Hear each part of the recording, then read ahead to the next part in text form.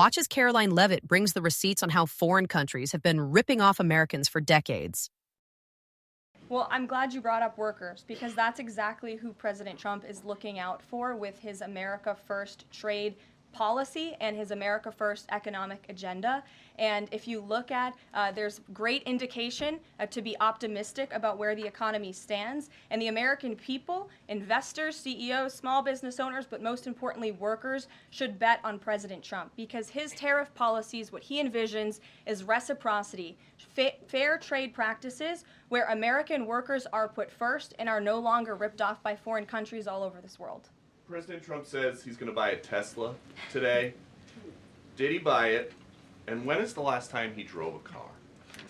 That's a very good question. I have heard the president remark that he misses being able to drive, that luxury of driving his own vehicle, although the beast is nice, but he is going to be viewing a Tesla that is making its way to the White House complex now, I can confirm. Perhaps the press pool today will have an opportunity to witness this very exciting moment later this afternoon. But Tesla is on its way here now, and we'll see if the president likes it when he checks it out. So they're bringing him a Tesla to look at, and if he likes it, he's just going to buy it. You know, he's intent on, he's definitely going to buy one, but he'll take a look at it when it gets here later this afternoon. Full retail? Yes, full market price. Kelly. Can we talk about Canada? What is the status of President Trump having a conversation with Mark Carney? We have seen the president use the term governor to refer to Justin Trudeau. Will that moniker also go to Mr. Carney going forward? And is the decision to increase the tariffs, is that based on a specific economic metric that he looked at? Is it impulse? How would you describe his reaction to candidates? The president has not yet spoken to Mr. Carney, not since I checked, which was just moments ago. But certainly his phone is always open to leaders who wish to speak with him. As for the tariffs, the president made his position on this quite clear with the statement that he put out. And it was a retaliatory statement due to the escalation of rhetoric that we've seen out of Ontario, Canada. The president saw the premier, Doug Ford, make an egregious and insulting comment threatening to shut down electricity for the American people, for hardworking American families.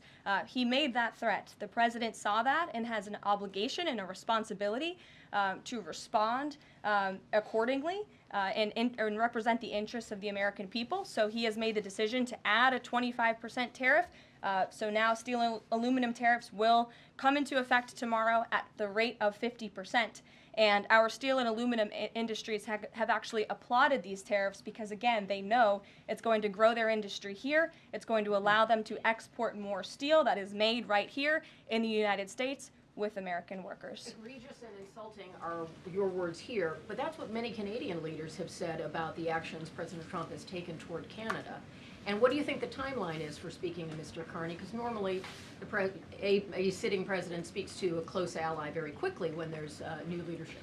Well, the president is, again, responding to the fact that Canada has been ripping off the United States of America and hardworking Americans for decades. If you look at the rates of tariffs... Watch as Trump's press secretary dismantles mainstream media's false narrative about tariffs with undeniable manufacturing data. Well, I think there's actually a lot of reason to be confident, and many people do feel confident. Just look at the nearly $2 trillion in private investment that this president has secured. Look at the comments made by the CEO of Apple, one of the biggest companies in this world, who said that he is bullish on the future of American innovation under the leadership of President Trump. Look at CEO confidence. According to the Conference Board measure of CEO confidence, in Q1 2025, under the leadership of this president, it jumped to its highest level in 3 years, from cautious optimism to confident optimism. If you, again, look at the $2 trillion in investments from some of the biggest companies in the world. Look at the jobs report last Friday, as I also cited in my opening remarks. Fox Business reported that Trump sees a manufacturing boom in First Full's jobs report of his second term. Look at the auto jobs that have already poured back into America. We added 9,000 new auto jobs. Those are sticky jobs. Those are good paying jobs. That's 9,000 American families who will now be able to live the American dream because of the policies of this administration. You also look at small business optimism. The NFIB put out a report this morning. Small business optimism continues to be far higher than it ever was under the previous administration. There's a lot of reason to be optimistic. And again, the American people, CEOs and people on Wall Street and on Main Street should bet on this president. He is a deal maker, he is a businessman, and he's doing what's right for our country. You won't believe the devastating impact globalist policies have had on American manufacturing jobs.